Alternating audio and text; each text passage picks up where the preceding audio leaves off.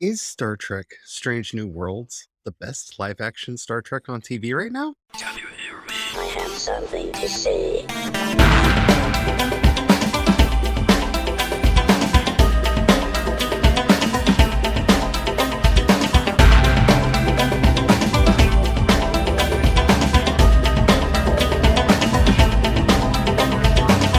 Project Shadow starts now.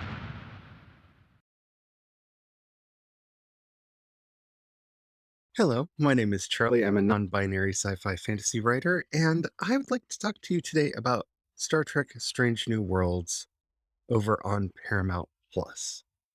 And I know it's not strange that I'd want to talk to you about Star Trek, and I'm going to try to not make a bunch of strange statements because the very fact that they named the show Strange New Worlds makes me want to say the word strange a lot. And it makes me want to say it exactly like that. I want to say strange, even though I don't know why.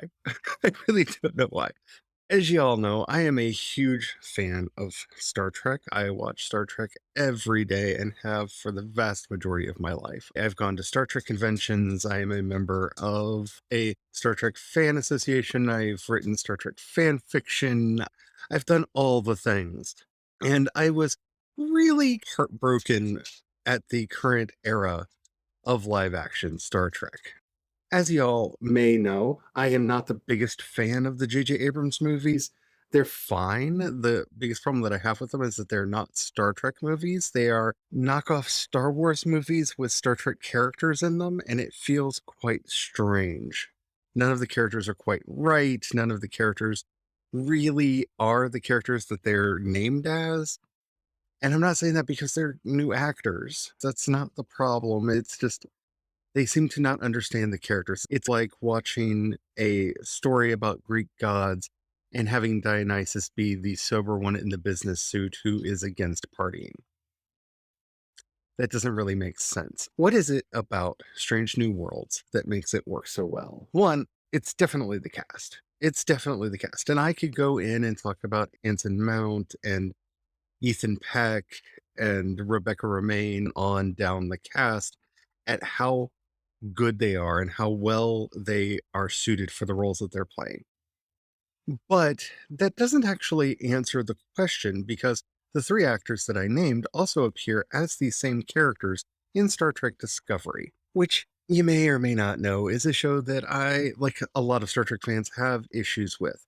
It's not my least favorite Star Trek show. That will probably, hopefully, forever be Star Trek Picard, which makes absolutely no sense in any possible way. It is the weirdest fan fiction I have ever seen with the largest budget that has ever been put into a fanfic project. And it seems to be a series that not even the people behind the scenes at Star Trek take seriously. In fact, they put out a video recently about the history of the eugenics wars because one of our characters on Strange New Worlds is related to Khan Noonien Sung. And they very clearly say that the events of the war took place in the 90s, which is canon. That's the way it's always been. Though Star Trek Picard very heavily hints at the fact that it hasn't happened yet and that series took place in, I believe, 2022 or 2023. Okay. We're just ignoring Picard, which I'm fine with. I'm absolutely fine with it. If it wasn't for the fact that Seven of Nine and Raffi are really good characters stuck in this show with a bunch of nonsense, I would really not care at all about what's going on over there. But no, the thing that makes Strange New Worlds work as well as it does is that it remembers that Star Trek is optimistic. It shouldn't be such a surprise. It shouldn't be something that is just awe-inspiring that a showrunner for the Star Trek franchise would eventually remember that, oh yeah, we're supposed to be optimistic. Yeah, we're supposed to have a more or less positive view of the future and evaluate ways or philosophies that might help us get to a more idealized future. That is the core of what Star Trek is. In fact, the original cast for the original show was very carefully chosen so that there would literally be one of everybody. There was a Japanese helmsman. There was a Vulcan science officer to show that we would be able to even work with aliens when we eventually meet them. Uhura was from Africa. And the most shocking character, I think, on the entire show being Chekhov, who was Russian at the height of the Cold War. But the whole premise of the original series was that people can get along, that people can come together, and it's our diversity that makes us stronger, that it's coming together with multiple voices from multiple angles and multiple life experiences that gives us the strength to do the things that we want to do, that we need to do, that we desire to do.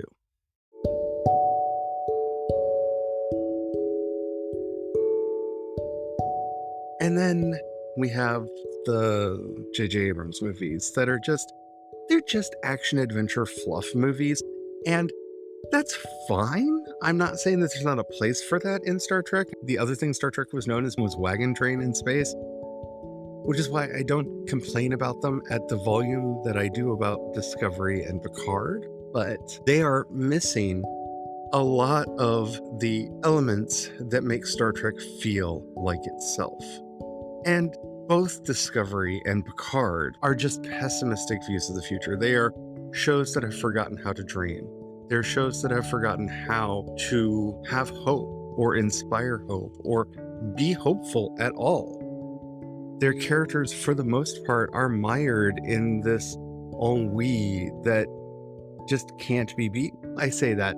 It looks like Discovery is trying to turn and course correct and become better about this. And all I can say is I'm happy that we're only getting one more season of Star Trek Picard, because I don't think that there's a way for that show to dig itself out of the hole that it's dug itself into. The show makes, I know I say it a lot, but the show makes no sense. And the fact that it decided to make its second season irrelevant by having it be a time travel story that, if they are successful at the end, will completely undo everything, so nothing really mattered. I feel that was a response to season 1 that did not make sense at all, because the Romulans knew the data existed the whole time and yet never did anything about it, even though they definitely would have if any of the things that are said in Star Trek Picard were true. Not to mention Mudd's robots from the original series, and just on and on. There's so many places that you can go that make the first season make no sense.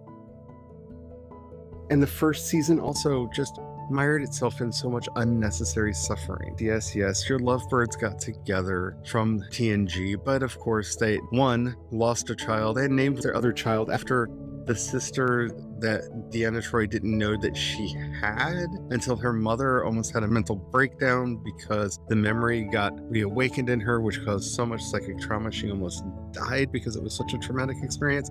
But they're married! And I don't think that the thing that makes Star Trek Strange New Worlds work as well as it does, I don't think it has anything to do with the fact that they've gone back to an episodic format. I think you can tell Star Trek stories in a way that are serialized. You can see this starting to happen in shows like Deep Space Nine and in Voyager, and especially in Star Trek Enterprise. This is a franchise that you can tell these prolonged stories that take place over multi-episode arcs and not just the infamous two-parters. But the topics that have been picked, the way that they've been handled, has in many ways added up to a show that, one, defied my initial expectations of it, and actually does ask those important questions of how can we get along? Should we get along? How do we do this? Is it perfect in its answers? No, it's a fictional TV series made in the 2020s by flawed human beings, and it will never be perfect because that is the nature of all art. But the fact that it is willing to not only engage in the questions that it's asking about political division and bettering the species and all of these things in a way that is honest and feels integral to the story.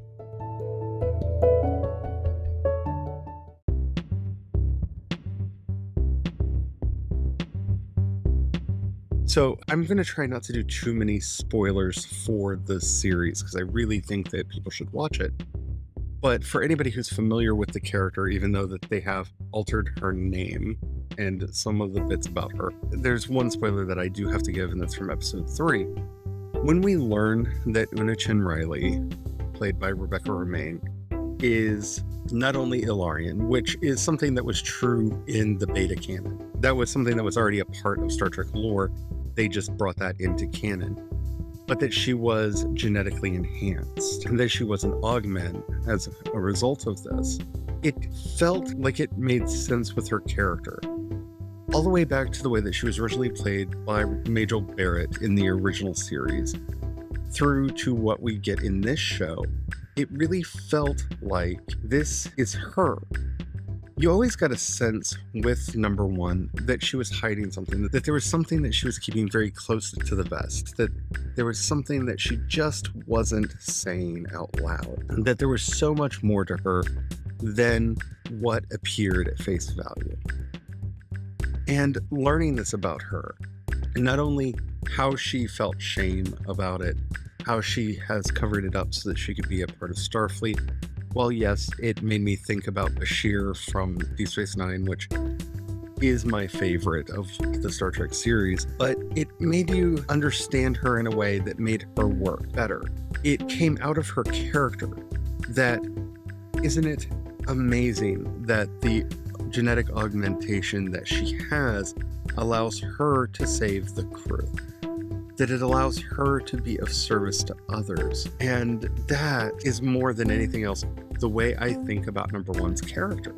She was always there. She was always supportive. She was always the one who was the first to help. Who was also very logical. In fact, in the original pilot, I would dare say she was more logical than Spock was. And it's interesting seeing them play around with this, both in the short trek that they did with her and Ethan Peck's Spock, and kind of a little bit on the show. But it makes sense for her character. It's not a random thing that is added to her. Why is she always so reserved? Why is she always so careful about how she comports herself? In the original pilot, this was more than likely the case because she was a woman, and in the 1960s, selling the idea of a woman being in a position of power like that was not an easy thing to do. In fact, it was a literally impossible thing to do because she was one of the elements that they had to change when they went to the second pilot for the series, because the network did not believe that anyone would buy a woman in a position of power like that. So having her have this kind of defensive edge makes sense, especially in the setting that the show was originally made in. It doesn't so much today, where we are used to the concept of things like female CEOs and people in leadership. We have seen female prime ministers around the world. So the idea of a woman in a position of power does not strike us as odd in the way that at least television executives in the 1960s felt that it would. So by giving that portrayal that was so wonderfully done by Majel Barrett a new meaning and a new purpose, it helps us to understand her in a new way. Also, I do love the homage to Majel that we get both of her characters appearing in this series, and I also love the new Christine Chapel, and I'm hoping to see a lot more of her as well. But that's a side note that I couldn't help but throw in just a little bit about.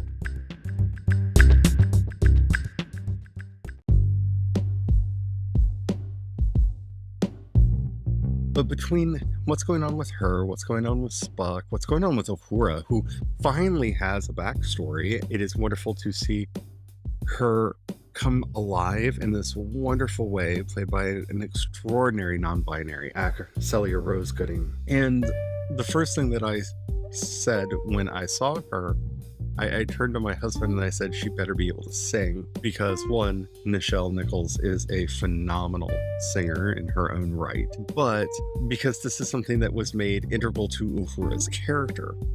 So I love that in her spotlight episode that we get this season, she communicates with an alien species with song. And that's beautiful. Again, born out of her character and giving her more backstory and more of an understanding of who she is. It fleshes her out more as a living, breathing human character.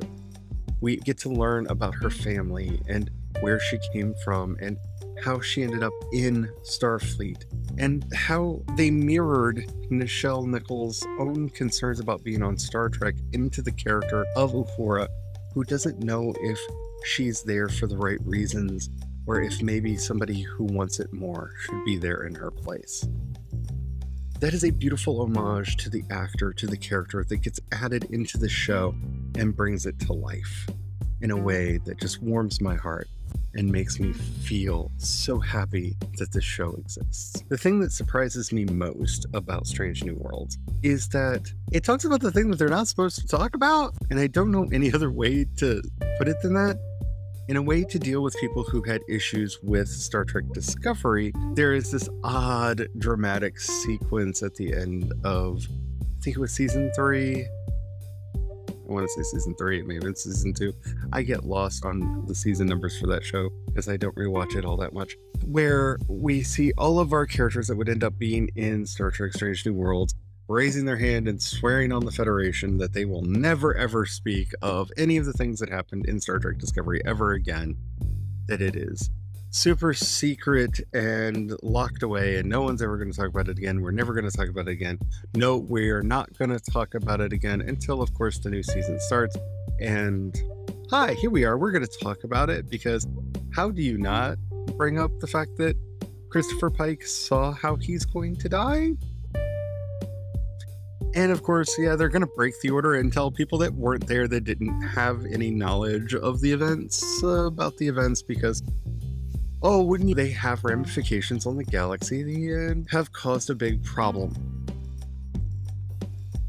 I don't know how much they intended that to be an apology for the earlier seasons of Star Trek Discovery. It did very much read as an apology for Discovery, but it was handled well. And I'm hoping that they get past it soon. Not because I don't think that it's an interesting thing for Christopher Pike to be dealing with.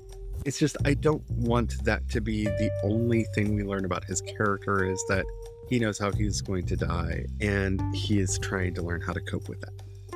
It's a one note that they've given him, and I'm hoping that he gets to do more and be more than just that. But only time will tell.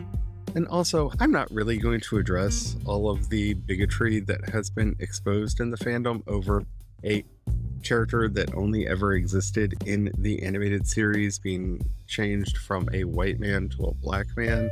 Because, one, these are the same people that complained about them having a holodeck on Discovery, even though they had holodecks on the Enterprise in the animated series. I don't know what to do with y'all. You can't argue for the canonicity of the animated series for one thing and not for the other. And I think that the animated series is like Legends for Star Wars. If there's something in there they want to pull out and bring forward, they're going to do it in some way. But it doesn't mean that it's going to happen exactly the way that it happened on the animated series, or that things are going to be exactly the way that they were on the animated series. So, there's that. It just goes to show, if that is your problem with this series, that they turned a character that you probably didn't know about till somebody Googled it and showed you a picture of him from the animated series, from a white character to a black character, even though, let's face it, very few people have ever even seen the animated series. It's like being mad that there are black dwarves in the upcoming Lord of the Rings TV series that Amazon's doing. That's a you problem. That's you telling on you and you having a problem that you need to work on, not so much a problem with this show. So, shame on you. Star Trek has always been about infinite diversity and infinite combination, and if you can't accept other shades of human on this show, how can you even cope with the fact that Mr. Spock exists? Anyway.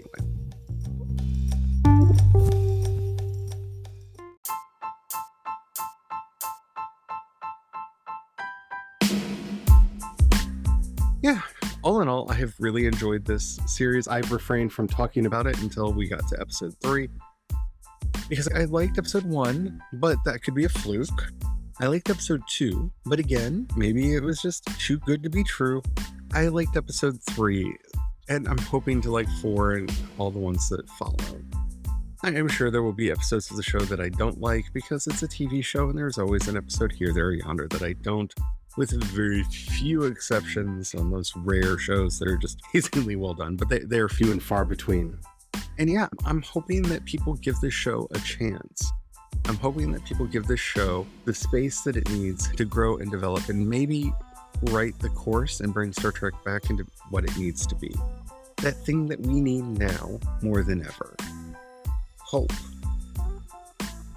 See, this is what I complained about most in my review of the Dune movie that came out. That book is about politics and how people exploit others and abuse the environment and cause all manner of catastrophe for others out of their own greed. And to completely strip that out of the book to make the movie in this time where this could be a very important story where we talk about climate change and what's going on with the world and imperialism and propaganda. If we just strip all that out, it makes the story empty and without meaning. And Star Trek without hope is just another adventure story. Because Star Trek is more than just hope punk. It's not just here's a bad scenario and how we are going to struggle to triumph over it.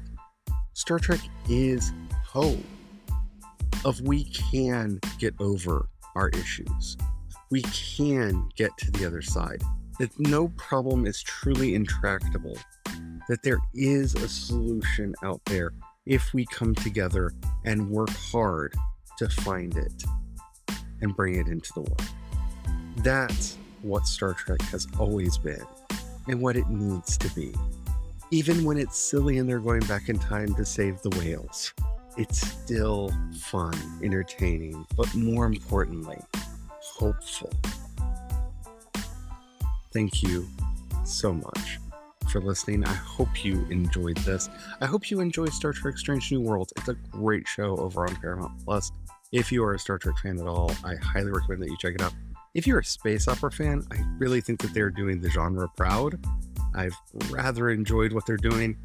The one critique that I do have of the show, which I probably should have mentioned earlier, its pacing is a little off. It feels a little rushed at times because there's a lot of story that they're trying to put into each episode, but I'm liking the pacing. All right. We've got some things in the works that I don't really want to be talking about right now, so I'm not going to do that. Do make sure that you like and subscribe if you did and want to get more from me about fiction, whether it's my fiction or fictional worlds created by others. There's so much I want to talk about that I can't right now. Check out my new single, Don't Want, which is available by Project Shadow wherever you listen to your music. I really like it. I think it's a fun song for summer. And yeah, until next time, remember, Black Lives Matter, Black trans lives matter, and trans identities are magical. And until next time, may you have the courage to ride your dreams into reality. And don't forget to have the fun. Bye.